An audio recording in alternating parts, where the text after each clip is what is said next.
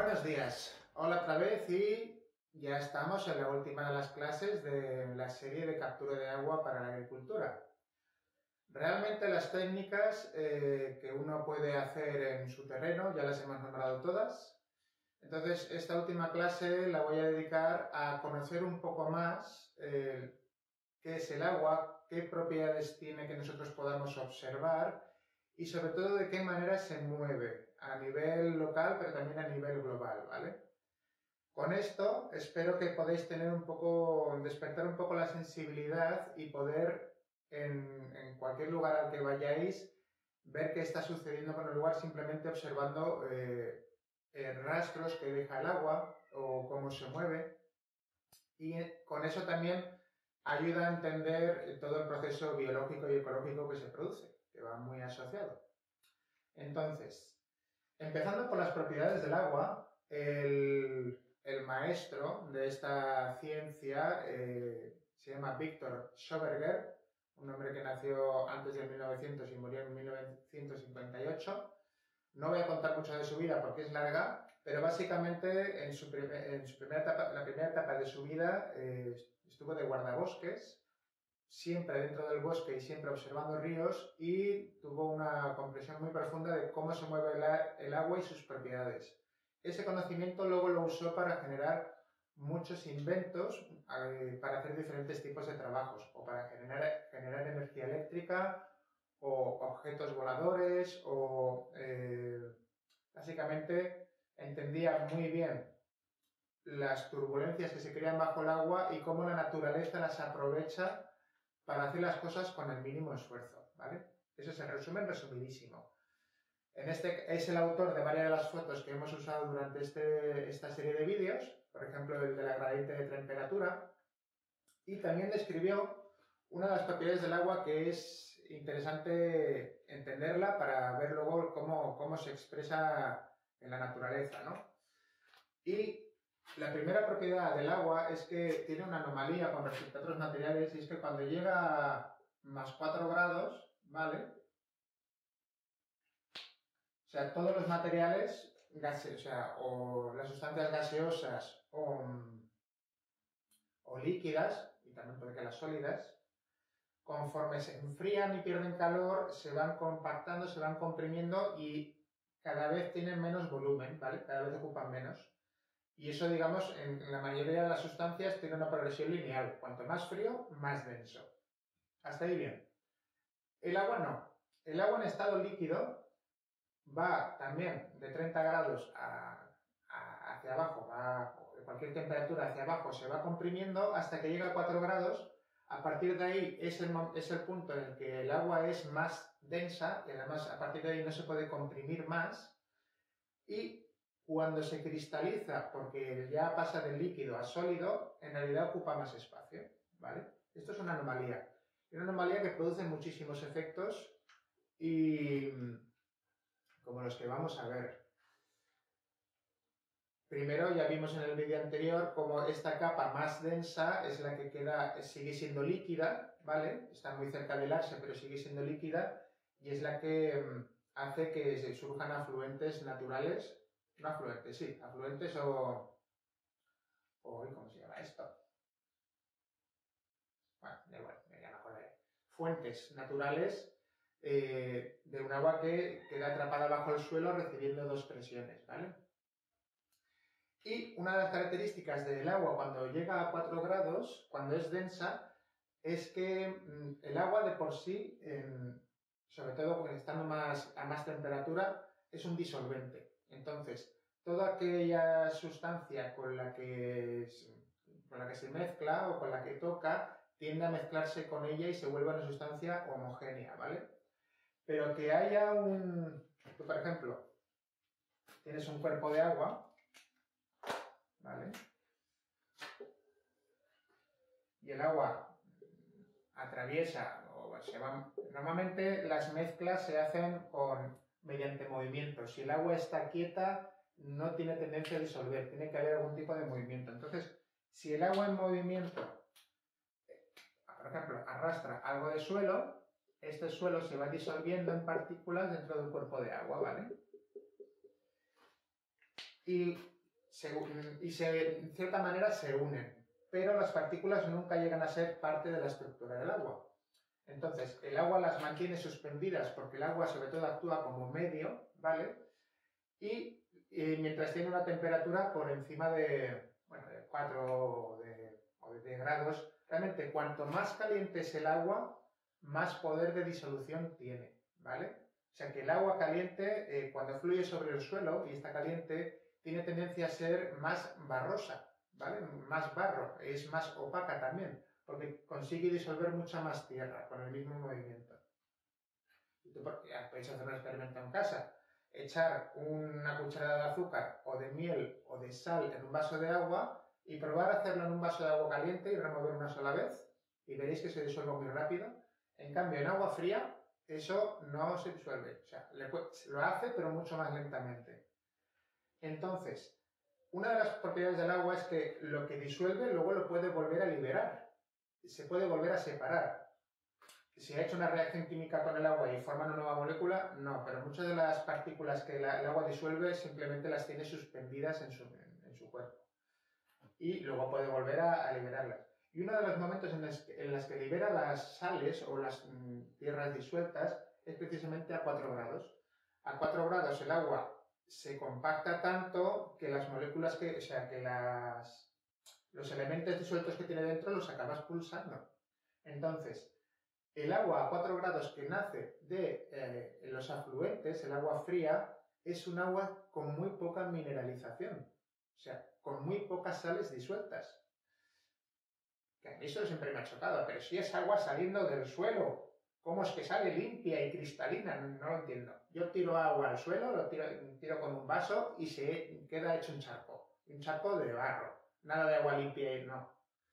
Entonces, esta propiedad a mí me aclaró muchas observaciones en la naturaleza de cómo es que el agua puede permanecer clara, fluyendo sobre tierra, a veces arcillosa. Pues es por esta propiedad. Cuando el agua está a 4 grados, libera todas las sales, o sea, las expulsa, mejor dicho. Entonces, aquí tenemos una capa bajo el suelo de 4 grados, las sales acaban acumuladas normalmente por encima, ¿no? Entonces, los elementos disueltos dejan de serlo y los expulsa afuera, ¿vale? Entonces, cerca de la capa freática, que es el nivel donde el agua se acumula bajo el suelo, suele haber una capa de sales que el agua ha ido arrastrando tierra conforme baja hacia abajo, ¿vale? El agua que antes estaba más caliente va arrastrando tierra disuelta hasta que ya alcanza esta temperatura, se comprime y todas las sales que ha ido arrastrando se acumulan en esta capa, ¿vale? Y hay otro proceso, hay otro momento en el que el agua libera las sales, que es antes de evaporar. Entonces, la evaporación ya se puede producir a varias temperaturas y depende mucho de las presiones. Pero pongamos que es a 100 grados, ¿vale? Que es lo que todo el mundo... Si tú evaporas agua en una superficie como en una sartén, ¿vale? Echas agua, es un cuerpo de agua aquí, y esta agua se evapora, al final, una vez evaporada, ¿vale? Lo que acaban quedando son los restos de minerales disueltos que llevaba este agua y los encuentras en el fondo de la sartén, ¿vale? Entonces, aunque los elementos parezcan disueltos y tú un vaso de agua no puedas distinguir, ¿no? Porque los elementos disueltos a menudo se vuelven transparentes dentro del agua. Pero, tanto si el agua se pone a 4 grados como si la hierves, o si pasa a evaporarse, las sales se quedan en el lugar donde estuvo en la última vez. Entonces, esta propiedad explica varios fenómenos que podemos ver en campo, sobre todo asociados a sequía y sobre todo a salinización de suelos, ¿no? Entonces, hay una foto muy buena en el libro de Energías Vivas, que es un libro que se ha hecho con la recopilación de descubrimientos de Victor Schoberger, que lo hizo luego un autor posterior, porque Victor Schoberger era muy adelantado su tiempo y fue muy marginado, fue muy puteado. y lo único que sí que consiguió hacer mucha investigación en su tiempo, a pesar de no tener ayuda, y luego esa investigación se ha conseguido rescatar después, al menos una parte. Y a partir de ahí sí que con una mente más abierta por parte de la nueva cultura, pues ahora se está viendo un boom bastante fuerte de lo que él ya observó en su momento, ¿no?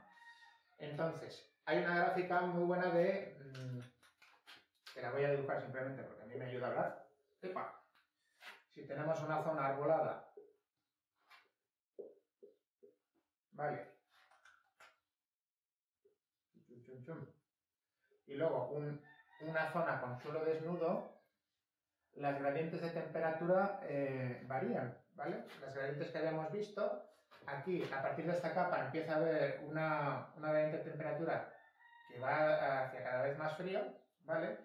Y esto genera unas capas del suelo a diferentes temperaturas. Lo dibujo como me parezca porque luego lo vais a ver en la foto, o lo estáis viendo ya. Pero en suelo desnudo, o sea, esta gradiente de temperatura provoca un empuje del agua hacia abajo. Esto lo hemos visto en el vídeo anterior, ¿vale? La cuestión es que aquí el agua está empujando. Y también hay un agua empujando digamos, del centro de la Tierra caliente, empujando el agua caliente hacia arriba. Y esto genera la capa esta de 4 grados, por ejemplo aquí. Pero, si el suelo está desnudo, no hay esta presión del aire tan fuerte hacia abajo provocada por la fotosíntesis. Si aquí la presión es menor, ¿vale? Entonces, esta presión del subsuelo, que es la misma, lo que hace es que puede llegar más arriba, ¿vale? Y te encuentras con que la capa freática de agua a 4 grados se acerca más a la superficie. Entonces, lo que se produce aquí es que, como hemos dicho antes, las sales se concentran en el lugar donde el agua empieza a expulsarlas, que por aquí. Y esto, si esto sucede a 20 metros bajo el suelo, nos da igual porque las raíces de las plantas tienen mucha altura de suelo para absorber humedad, ¿vale?, del suelo sin presencia de sales. Y esa agua sin sales es más fácil de absorber. También necesitamos sales minerales para nuestro metabolismo, pero si hay una alta concentración se dificultan los ciclos biológicos, ¿vale? Entonces, aquí tenemos toda esta altura de suelo y todo el agua que se almacena aquí es aprovechable para las plantas. Pero si el nivel freático sube porque tenemos un suelo desnudo y no hay agua empujando para abajo, al final, parece extraño, es antiintuitivo, pero la capa de 4 grados se pone más en superficie, porque ya es la presión del centro de la Tierra la que domina, ¿no? Entonces lo que hace es que provoca que el arrastre de sales, que ahora ya no son las sales que vienen de arriba, son también las que arrastra de abajo, ¿vale? O sea que aquí debajo de esta capa también están las sales traídas por el centro de la Tierra, o desde el centro de la Tierra. Entonces, esta capa de sales se acerca a la superficie. Entonces, si aquí ponemos alguna planta, esta planta lo va a tener más difícil porque tiene menos volumen de tierra antes de encontrarse con esta capa de sales concentradas. Entonces, tiene menos resistencia a sequías prolongadas porque el agua de esta zona se le acaba antes, ¿vale? Hasta un extremo en el que estas sales, de verdad, y esto ya lo vamos a ver, asoman en superficie y te encuentras con lugares que ya... perdón, aquí va a devolver. Y te encuentras con zonas que ya directamente tienen el suelo salinizado o con sales en la superficie, ¿vale? Hay una conferencia, vi una conferencia de Sembrares en el 2020 en la que habló Marisol Garrido y la verdad es que complementa muy bien esta explicación porque explica que según el clima se van a generar unos suelos u otros, ¿vale? Entonces, en el Mediterráneo tenemos tendencia a que se formen sales en el suelo.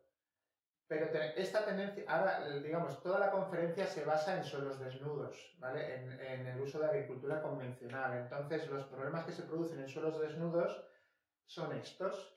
Pero estos problemas, además, se producen o se acentúan más en clima mediterráneo. ¿Pero qué significa clima mediterráneo? ¿Que está alrededor del Mediterráneo? No. Claro, o sea, el Mediterráneo está incluido, pero hay más zonas en el planeta que tienen el mismo clima. Mediterráneo significa que tiene veranos secos, ¿vale? O sea, veranos sin lluvia e inviernos lluviosos.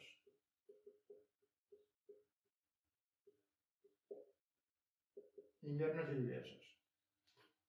Y pueden ser veranos muy calientes, inviernos muy fríos, ¿vale?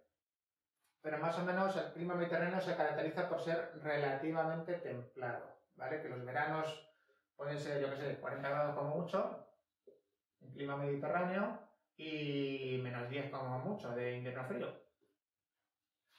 Cuando ya las temperaturas se extreman, ya el clima tiende a ser más continental, otro tipo de clima.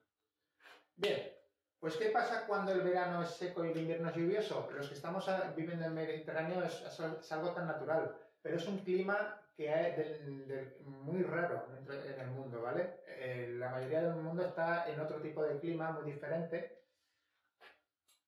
Por ejemplo, en Sudamérica o en otros climas, lo que tienen son veranos lluviosos e inviernos secos, y esto produce un efecto muy diferente. En nuestro caso, lo que pasa con los veranos secos es que si está el suelo desnudo, es que el suelo se calienta más y eso hace que el suelo se seque en superficie y entonces la humedad que viene, la presión de la humedad del subsuelo sube hacia arriba, ¿vale? Y se produce este fenómeno de las sales. Si por ejemplo estuviéramos en Inglaterra, donde no se dan estas condiciones tan extremas de temperatura, sino que bajan más y sobre todo llueve mucho más, los sitios donde llueve mucho, más de 1000 milímetros al año, tienen el problema contrario. En vez de tener las sales aquí, como la presión de agua es mucho mayor de la atmósfera, ya pasamos a casi que atraviesa el suelo, ¿vale? Entonces, esta línea ya se va mucho más abajo también. Y se produce el efecto contrario. O sea, esta línea ya, recibiendo más presión de arriba, se va para abajo y eso hace que las sales se arrastran mucho más abajo, ¿vale? Entonces las sales se van a China, por decir algo. Entonces, en los sitios donde llueve mucho, el problema que suelen tener es falta de sales en el suelo, o sea, falta de minerales, ¿vale? Porque se lava tanto y tan permanentemente con la lluvia que las sales se van muy profundo. En los sitios donde llueve poco, y además coincide con veranos secos, o sea que no llueve en verano, al revés, las sales se concentran arriba en el suelo y eso hace que muchas plantas no puedan prosperar en ese suelo. Tienen que ser plantas colonizadoras o pioneras muy, muy fuertes. Entonces, ¿dónde se produce esto? Depende del clima, ¿vale? Por ejemplo, en los sitios donde hay veranos muy lluviosos, por ejemplo en la selva, suelen tener un problema de que como se le lavan los nutrientes, o sea, primero, está lloviendo cuando el suelo está caliente y el agua está caliente, ¿vale? Como en la India, en los monzones. ¿El agua caliente qué hace? Disuelve más. Si disuelve más, hace que se lleva todas las arcillas, sobre todo, que son más arrastrables, y los nutrientes más hacia el subsuelo. Entonces, los suelos mineralmente más pobres que se conocen son los de las selvas. Y es curioso que sea este fenómeno. Es suelo muy arenoso, pero suele llover tanto, selvas húmedas, que las salas se van abajo. Entonces, las especies, lo único que las especies de plantas están adaptadas y lo que hacen, aprovechando toda la energía que hay del sol y del calor ambiental y de que hay humedad para que se produzca, consiguen hacer raíces muy profundas, ¿vale? Hasta llegar a esta capa de minerales, y una vez los árboles de raíz más profunda van subiendo estos minerales arriba, luego al descomponer para abajo consiguen ponerlos en superficie, y si hay más plantas por todo, básicamente, entonces estos nutrientes que se han captado del subsuelo ya se quedan más en superficie, pero ya dentro del cuerpo de las plantas, ¿vale? El suelo en sí, si tú arrasas la selva y te quedas solamente con el suelo, es un suelo mineralmente muy pobre. En el Mediterráneo nos pasa al contrario. Tenemos minerales para dar y tomar, o sea, lo que más nos sobra es mineral. Tenemos tanto mineral que este efecto de que se suban las sales hacia arriba y de que lo que domina es el arrastre de minerales del centro de la Tierra hacia la superficie, todos estos minerales hay, por un lado, la capa freática es más alta, ¿vale? Y esto es la capa de agua a 4 grados. Esto que he dibujado aquí, ¿vale? Voy a ponerlo porque si no de tanto que hablo. Pero en el recorrido que queda, sobre todo en verano, ¿vale? O sea, cuando no está lloviendo ya y hay calor, entonces el agua del suelo se va evaporando y cuando una franja del suelo se evapora empieza a succionar el agua del suelo hacia arriba por la osmosis, ¿vale? Y por la capilaridad. Entonces, conforme se va evaporando, ¿qué pasa cuando el agua se evapora? Como hemos dicho antes, dejan las sales. Entonces, estas sales son arrastradas de todo, o sea, tanto antes de la capa freática y después, y cuando se producen sales por evaporación, se producen estalactitas, ¿vale? ¿Conocéis? Bueno, si no lo conocéis, yo lo digo. Una estalactita dentro de una cueva es una especie como de pincho así, ¿vale? Que está producido porque el agua de arriba va goteando y justo antes de gotear el agua atrapa un poco de energía de alrededor para liberarse, cae hacia abajo y ahí en cada gotita de agua deja un poquito de mineral, ¿vale? Un mineral que está permanentemente húmedo, pero no es arrastrado porque el movimiento es muy, muy lento. ¿Y qué pasa cuando juntas un mineral con humedad? Que fragua, ¿vale? Como fragua el hormigón, como fragua la cal, como fragua el yeso, como fragua el cemento. Entonces las estalactitas son formaciones aunque no es la misma reacción química que el cemento, pero es muy similar, las gotas van produciendo esta piedra, ¿vale? Están generando piedra. Y luego la estalagmita es lo mismo, pero es donde cae la gota, se van acumulando también estos sedimentos. Vale. Pues en el Mediterráneo, y sobre todo en suelos calizos, ¿vale? Donde tenemos presencia o de carbonato de cal o de sulfato cálcico en el suelo, o los dos, resulta que la franja donde el agua se evapora a menudo es o en la superficie o a veces empieza a evaporar antes de salir del suelo, ¿vale? Y tenemos una franja de suelo seco aquí, a partir de aquí suelo húmedo, entonces el agua se llega a evaporar antes de ver el sol, digamos, el suelo está muy caliente, y entonces se quedan los sedimentos por aquí y se generan en un suelo que tú has estado, que lo tienes estructurado, ¿vale? O sea que no hay piedras.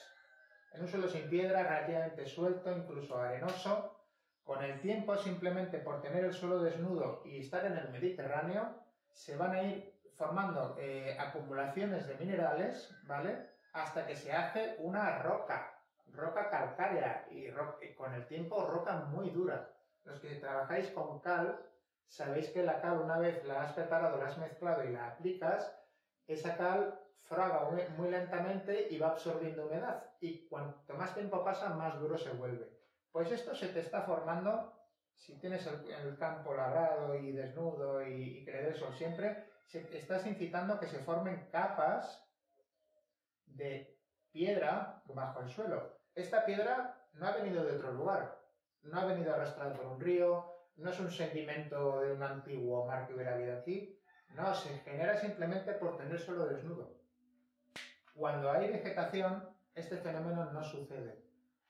Primero porque los sedimentos se van más abajo, pero segundo porque la biología ya aprovecha esta caliza, esta cal, para sus propios tejidos, para formar sus cuerpos, ¿no? Entonces, estos son fenómenos, el de la salinización, el de la aparición de roca en el suelo, que podéis observar. De hecho, si alguna vez vais con un pico o con una herramienta así que podéis romper roca, podréis ver este fenómeno en la roca superficial, ¿vale? Y aquí la finca tengo mucha. Cuando tú vas a romper una roca superficial de este tipo, de caliza, la primera capa más externa al aire, la que más se calienta y la que más, por la que más se evapora, digamos, porque tiene más presión del sol, es la capa más dura. Y suele ser una capa fina. Una vez rompes esta capa, porque le picas, ¿vale? Le das un pico aquí. La piedra justo debajo de esa primera piel dura, esta piedra ya es más suelta, se disgrega además. Es como si fuera una piedra con armadura. Es muy gracioso. Y luego conforme picas más profundamente ya de forma gradual se va convirtiendo en suelo, ¿vale? Entonces, eso lo podéis observar. Cualquier piedra que encontréis en tierra caliza y en superficie, veréis que la superficie es mucho más dura que el interior. Y es producido por este fenómeno como la estalactita. Pasa que las estalactitas, el agua va hacia abajo, ¿vale? Se producen porque el agua va hacia abajo y las rocas, estas se producen, es como una estalactita hacia arriba, como una estalagmita. Pero se producen porque el agua va hacia arriba, ¿vale? Y va hacia arriba porque no está lloviendo en ese momento y porque estamos con veranos secos, ¿vale? En lugares donde los veranos son calientes, pero es la época de lluvias, estas rocas no se forman, ¿vale? Y forman otro tipo de suelo. Como me gusta pintar. Bueno, y pues esto está. Entonces, el agua tiene muchas más propiedades, pero esta es la propiedad que más vamos a poder observar y con la que más vamos a poder ver en campo qué está sucediendo en un lugar determinado. Y dices, oye, en ese lugar, ¿por qué no crece nada? ¿Por qué la tierra es tan dura? Pues seguramente es porque por la orografía del terreno, porque sea un lugar donde la humedad tiende a escaparse por ahí. Y eso crea una costra que endurece, ¿no? Y bueno, o por qué las especies de ese rincón que salen espontáneamente son tan diferentes de la del resto de la finca. Quizá porque este proceso ha comenzado y las especies tienen que ser adaptadas a suelos salinos y aparecen otras. Entonces, esto te permite ya empezar a orientarte en el lugar en el que estás e incluso a tener como un diálogo en el sitio en el que estás, ¿no? Bien, yo creo que voy a parar aquí, que está bien. Espero haber colocado bastantes fotos ahí que aclaren un poco todo esto. Vale, y la última sección, aquí hemos visto un poco bueno, este fenómeno y de cómo se mueve el agua a nivel local. Y ahora ya vamos a intentar entender cómo se mueve el agua a nivel global, ¿vale? El movimiento global del agua.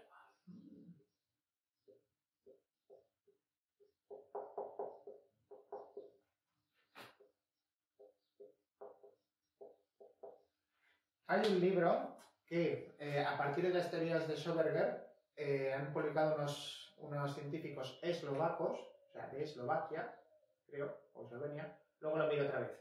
Os pondré en el mapa dónde está, porque veréis que es un país que es muy continental, no tiene costa y además tiene países alrededor, está en medio muy alejado del mar. Y estos científicos vienen a proponer un cambio de modelo en el ciclo del agua, ¿vale? El ciclo del agua que hemos ido aprendiendo hasta ahora es el ciclo largo, que le llaman ahora, ¿vale? Volvemos al dibujo del primero de todos los vídeos, en el que el agua del océano, ¿vale? Se evapora por acción del sol, esto genera nubes, y estas nubes cuando van arrastradas y se encuentran zonas frías, estas nubes ya precipitan, ¿vale? Y llegan a precipitar a estas zonas montañosas, aquí se forman ríos, ¿vale? Al principio más pequeños, luego más grandes, y luego van al mar, ¿vale? Pues esto es el ciclo del agua que yo creo que todos hemos estudiado en la escuela. Bien, estos científicos, que les voy a poner los nombres porque no sé pronunciarlos, así que luego los escribo, ¿vale? El libro que han escrito se llama Agua para la recuperación del clima, un nuevo paradigma del agua. Y viene a explicar o viene a proponer que una mejor gestión de cómo tratamos el agua resolvería todos los problemas climáticos.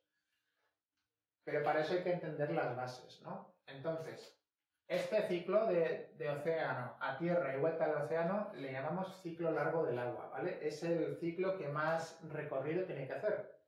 Pero resulta que el agua que hay en el suelo, ¿vale? Sobre tierra, en lagos, en ríos, en la propia tierra y en las masas forestales.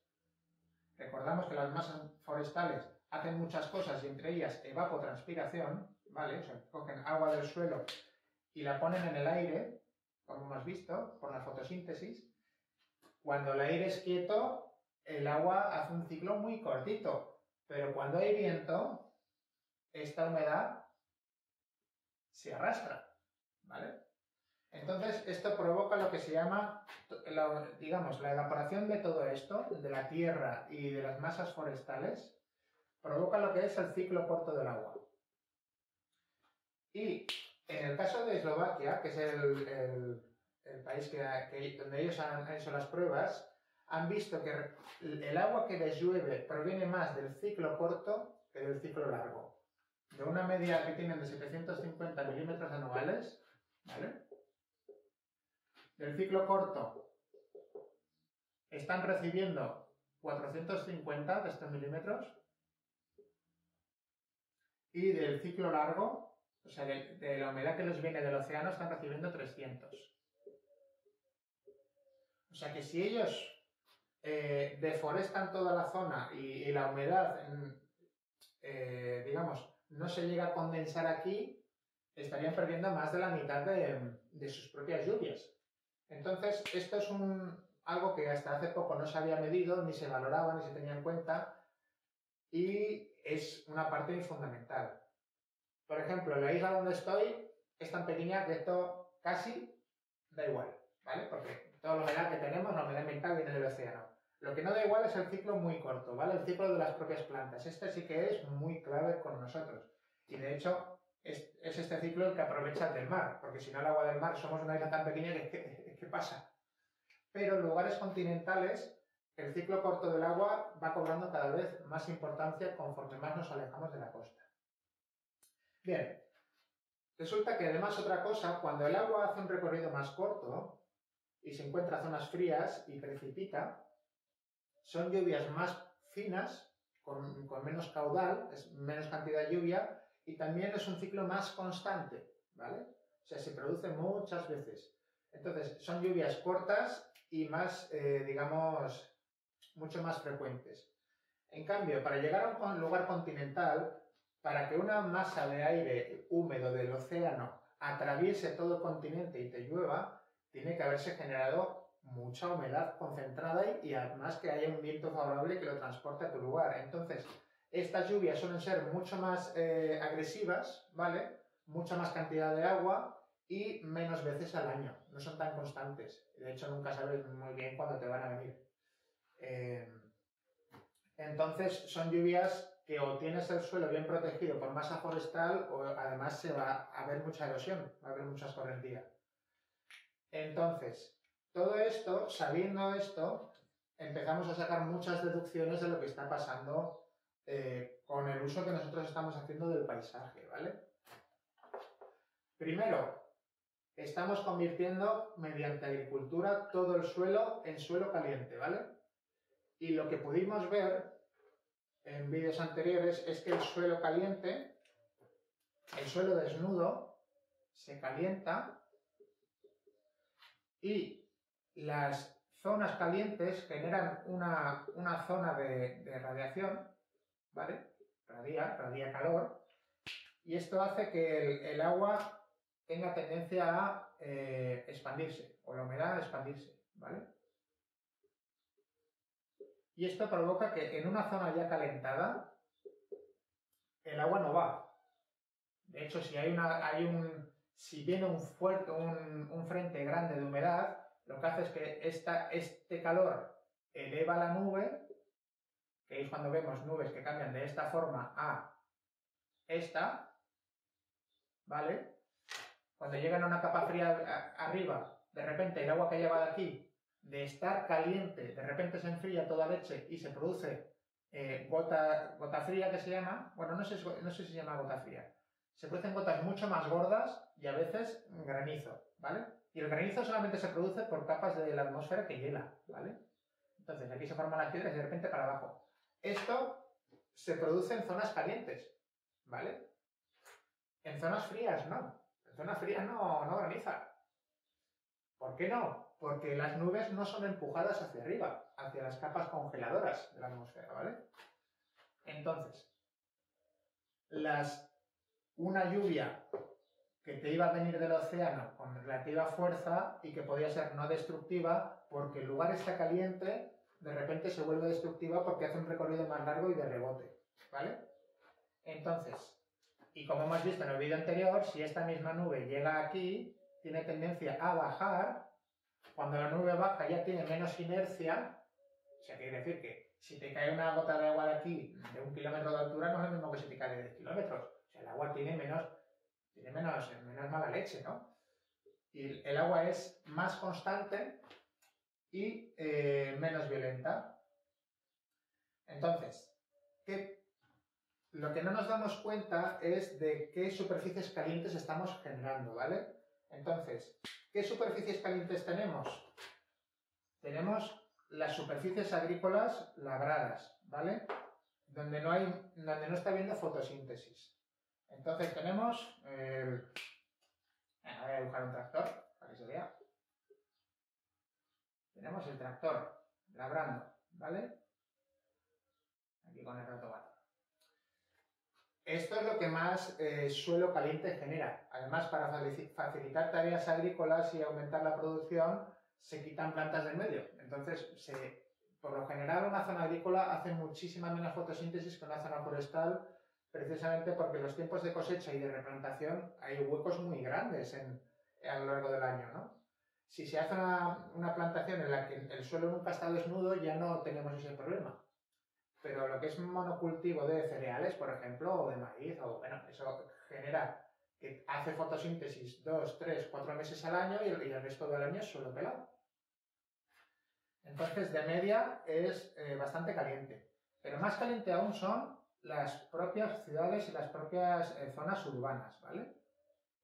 Porque esta parte no es suelo desnudo, porque hemos puesto un montón de hormigón encima. Pero es un material que calienta mucho y tiene mucha inercia térmica. Inercia térmica quiere decir que cuando coge el calor, luego lo va liberando poco a poco, para que dure ese calor. Entonces, en las zonas de ciudades, ¿vale? El calor es mayor, porque el campo por la noche, bueno, se acumula calor en el suelo y también tiene mucha masa térmica, pero es que aquí las ciudades se han ido todavía más y además más altura. Altura significa que recibe más cantidad de rayos de sol, ¿vale? Entonces aquí la capa caliente aumenta. Entonces, todo lo que sean carreteras, los mismos pueblos, o sea, todo lo que no sea verde se va a calentar. Y verde fotosíntesis, no verde pintura. Entonces, esta es una de las, de las cosas que hay que tener en cuenta. Aumentando la cantidad de masa forestal y con eso el enfriamiento, ¿vale? Es como hacemos que las lluvias sean menos violentas. Ahora con el ejemplo de Valencia, pues es un ejemplo muy claro de lo destructiva que es la naturaleza cuando se juntan todos estos fenómenos. ¿Cómo podemos solucionarlo? Pues lo triste es que lo difícil es ponerse de acuerdo en los humanos, ¿no?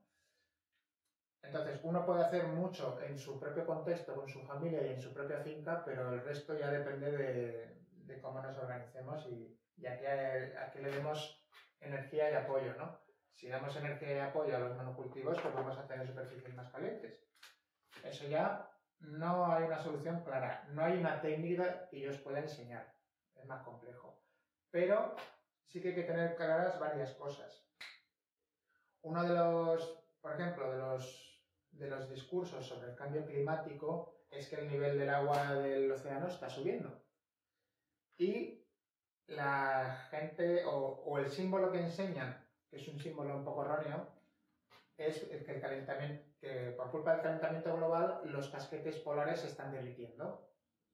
Y te enseñan la típica imagen de un cacho de hielo que está flotando sobre el mar, cayendo al suelo.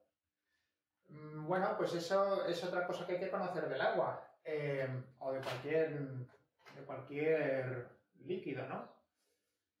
Ese símbolo está mal usado. O sea, sí que el calentamiento global hace que suba el nivel del mar, pero el hielo que hay en los océanos, no. Derritiéndose, no. ¿Por qué? Pues aquí vendrá... Pues no sé si Arquímedes o quién dijo esto. Tú tienes un cuerpo de agua, ¿vale? Y tienes aquí un recipiente en el que puedes medir a qué nivel está ese cuerpo de agua, ¿vale? Una palangana. Tienes una palangana por aquí. Venga. Bien. Tú llenas la palangana hasta arriba y lo que haces es coger un vasito de este agua, ¿vale? Coges un vasito de aquí. Cuando te lo coges, te lo llevas al congelador, lo congelas y sacas un cubito de hielo con ese agua que se habrá expandido, ¿vale? Será más grande, pero no más pesado. Y ese cubo de agua lo vuelves a meter aquí. ¿Qué pasa? Pues que el agua que has sacado de aquí, aunque se ha expandido, no hay más agua. Y lo que suele pasar, como el hielo es menos denso que el agua, lo que hace es flotar, ¿vale? Entonces, tú tienes el cachito de hielo por aquí y vamos a pintarlo con forma de iceberg. Y pongamos que ahora tiene esta forma. Bien, si el agua procede del mismo cuerpo de agua, el nivel no sube, ¿vale? Al revés, lo que está subiendo es el hielo. El hielo sí que ha subido de nivel, pero el agua no. Y esto lo podemos llevar hasta donde quieras. O sea, imagínate que cogemos todo este volumen de agua y esto lo congelamos. No va a subir el volumen del borde líquido, va a subir el volumen del borde sólido, ¿vale? Entonces, el hielo que se forma en el mar, si se funde, no sube el nivel del mar, ¿vale? No, porque cae y no, porque no hay más agua. Y lo que flota de los dos elementos es el sólido, ¿vale? Lo que sí que aumenta el nivel del agua es el hielo almacenado sobre la tierra, ¿vale? Aquí cuando nieva, o cuando hay un glaciar, o cuando hiela, sí que es agua capturada de la humedad ambiental y almacenada en tierra, y el calentamiento hace que ese agua se derrita y vaya a ríos. Entonces, cuando dicen que el calentamiento global está subiendo el nivel del mar, no tendrían que enseñar un cacho de hielo caerse en el mar, tendrían que enseñar un glaciar generando un río, ¿vale? ¿Por qué? Porque normalmente, tanto de nosotros, dejamos que este río llegue al mar. Entonces, lo que propone el nuevo paradigma es que el nivel del mar no se está elevando porque se estén deshaciendo los casquetes polares. Por ejemplo, en el Ártico, casi todo el hielo que hay en el Ártico, en el norte, es encima de mar. Entonces no hay problema. La Antártida es otra cosa. La Antártida sí que es un megacontinente con un montón de hielo encima, y si se funde la Antártida sí que ese hielo iría al mar y sí que aumentaría el nivel, ¿vale? Pero el nivel del mar lo están asociando más a que la propia tierra, la propia agua de tierra, se está yendo al mar. Entonces tenemos más nivel de mar y tierra seca, ¿vale? Y esto sí que lo estamos produciendo en parte la actividad humana, primero porque el suelo se seca por las actividades agrícolas. También se seca porque cuando ya el nivel freático del suelo, voy a borrar el río, cuando el agua del subsuelo ya está baja y queremos regar arriba, entonces lo que hacemos es colocar una bomba, ¿vale? Una bomba con un tubo para tener un sistema de riego, ¿vale? Entonces, estamos pasando agua que no se va a evaporar a agua que se evapora por la actividad agrícola. Y eso, pero por lo menos ese agua sí que tiene la posibilidad de generar fotosíntesis y un ciclo muy corto que hace que ese agua se pueda fijar en el lugar. O sea, una buena agricultura no pierde apenas agua. Pero las ciudades hacen el mismo uso del agua para todo, para los baños, para las duchas, para la higiene y para todo. Y las ciudades no están generando ningún tipo de fotosíntesis. De hecho, usan el agua y luego la canalizan lo más rápidamente posible al mar. Entonces, todo el que está unido a una red de alcantarillado está secando la tierra, ¿vale? ¿Y qué se podría hacer con esto? Pues no sé, a mí la única idea que se me ocurre es que en vez de tirarlo al mar, lo bombeemos montaña arriba a generar ríos, además previamente filtrado, por supuesto, pero el agua de nuestros desechos tiene mucha fertilidad. De hecho, nosotros estamos comiendo alimentos y lo que excretamos es compost, ¿vale? Si ese compost, en vez de lanzarlo al mar, lo bombeamos hacia arriba, hacia tierra, vamos, se nos vuelve el entorno un bosque en un año. O sea, en un año ya empiezas a ver el lugar por donde a donde llega ese agua a reverdecer. Y eso atraería más agua. Pero bueno, lo dicho, lo difícil es ponerse de acuerdo. Pero hay que entender que la propia actividad humana, tal y como está diseñada, está haciendo que el nivel del mar aumente. No es la principal responsable, pero sí que estamos ayudando a eso, ¿no? Y no sé si me dejo algo. Ah, sí. Una de las hipótesis que lanzan desde el libro del nuevo paradigma del agua es que antiguamente, cuando todavía éramos cazadores-recolectores, ¿vale?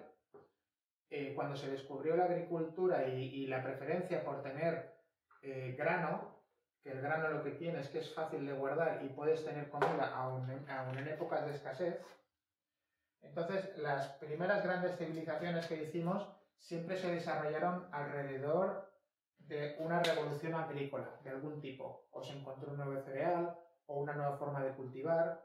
Entonces, cuando una de las cosas de los cultivos de cereales, salvo algunos como el arroz y demás, es que necesitan que el suelo sea bastante pionero. Quiere decir que sea un suelo poco fértil a nivel de que sea seco, que sean condiciones más extremas. Y lo que la naturaleza venía haciendo hasta entonces era todo lo contrario. Con mucha masa forestal por todos lados, sube el nivel del agua y muchas de las grandes superficies que se encontraban los humanos de entonces eran zonas inundadas y pantanosas. Y ahí no se podía plantar el cereal que se iba a poder guardar para las épocas de escasez. Entonces, todas las grandes civilizaciones que emergieron y estuvieron dominando durante unos cientos de años, luego te venían el declive por un proceso de degradación del paisaje. Entonces, la revolución agrícola de entonces era, venga, vamos a secar este suelo porque así podemos plantar más cereal, ¿vale? Entonces, eliminamos los árboles, los aprovechamos para madera, ya que estamos, y demás. Y se empieza a plantar de forma manual cereal aquí, ¿vale? Y como hemos dicho antes, los cereales no tienen capacidad fotosintética como para mantener el suelo húmedo. Inician el proceso, pero luego tienen que venir detrás los árboles. Entonces, cuando pasan 10, 50, 100, 200 años, las civilizaciones que habían prosperado, porque de repente tenían más comida, con más comida puedes tener más hijos, y los hijos que tienes son más sanos, y de repente somos un montón, y necesitamos un nuevo territorio y hay que ir a conquistar, ¿vale? Esa es la secuencia. Entonces, con toda la reserva de comida, las civilizaciones empezaron a conquistar más territorio, pero cuando pasaban 100 años, 200, resulta que las producciones de comida ya empezaban a fallar, porque este sistema es incompleto y acaba con la fertilidad del suelo, porque le da un bosque completo, ¿no? Entonces, cuando ya no tenemos la comida para seguir expandiéndonos, de repente ya pasamos hambre, ya hambrunas, todo se había montado contando con que íbamos a tener un montón de comida y de repente no hay. Entonces, ¿para qué quiero yo grandes ciudades si luego me tengo que ir a volver al campo, que es donde puedo comer? Entonces, esa civilización ya pierde impulso, pierde fuerza y entonces es invadida por la siguiente, ¿vale? Y esto siempre, de repente pasa a ser una civilización débil y otra civilización viene a conquistarte. Y en varios ejemplos esto se ha producido después de una revolución agrícola, ¿vale? Y todas las revoluciones agrícolas han seguido este mismo patrón, secar el suelo para plantar fácilmente la planta que me interesa. Y eso dura lo que dura, ¿vale? Entonces, a perspectiva histórica es muy interesante porque estamos haciendo ahora lo mismo, pero a gran escala. Y como tenemos maquinaria y trabajamos mucho más rápido que antes en la labor manual, lo que antes duraba 200 años ahora está durando 50. Y como llegamos a más sitios, pues estaremos haciendo más sitios a la vez. Entonces, no digo que vaya a faltar comida, porque lo seguimos gestionando ineficientemente, pero sí que nos falta ya zona húmeda y ya el propio agua. Una cosa que hay que tener en cuenta, tú quitas el agua de aquí y no desaparece. En el planeta, ¿vale? En el planeta Tierra, tenemos una cantidad limitada de agua, ¿vale? Y, ¿qué truño me va a salir? Pero da igual. Europa y África. No pienso por mira, y Oceanía. Bien, el agua que hay en el planeta es siempre la misma. Aquí tenemos los océanos, ¿vale? Por mucho que sequemos un cacho de tierra, ese agua lo que va a hacer es moverse a otro lado, pero no va a desaparecer. Entonces, lo que está pasando es que conforme se hace agricultura, las zonas que van siendo cada vez más calientes y más secas, ¿vale? Antes tenían agua, hace poco tiempo, ¿no? Y Australia también está calentito. Entonces, es el agua evaporada de la tierra, sobre todo pasa a la humedad ambiental y ahí luego llueve en otro lado, ¿vale? ¿Y dónde llueve? Pues donde quedan plantas, donde hay superficies forestadas todavía y demás, ¿no? Por ahí, por todo lado. Entonces, ¿qué está pasando? Que nosotros aquí en Europa estemos haciendo monocultivo, está secando nuestra tierra y la humedad que sale de ahí está yendo hacia zonas forestales que la están atrayendo y de repente ellos tienen inundaciones, ¿vale? O sea, nosotros con sequía y ellos inundados. Y están, digo ellos porque aquí no tengo selvas cerca, ¿no? Pero hay que entender eso, si nosotros forestamos todo y hacemos que toda la superficie haga fotosíntesis, en ningún sitio habrá inundación. Habrá lluvia más constante, pero no inundaciones violentas. Entonces, es otro movimiento global a tener en cuenta. Zonas calientes van a estar accediendo humedad y zonas frías las van a estar condensando. Y si no me he olvidado de nada, que creo que no, voy a repasar. Bueno, ahora sí que he estado nombrando libros, que los compartiré en la descripción del vídeo. Y sí, no me he olvidado nada. Y ya pues despedirme. Ha sido un placer hacer estos vídeos para todos vosotros. Para mí es un gustazo de poder compartir todo esto que voy observando y espero que os ayude. Nos vemos.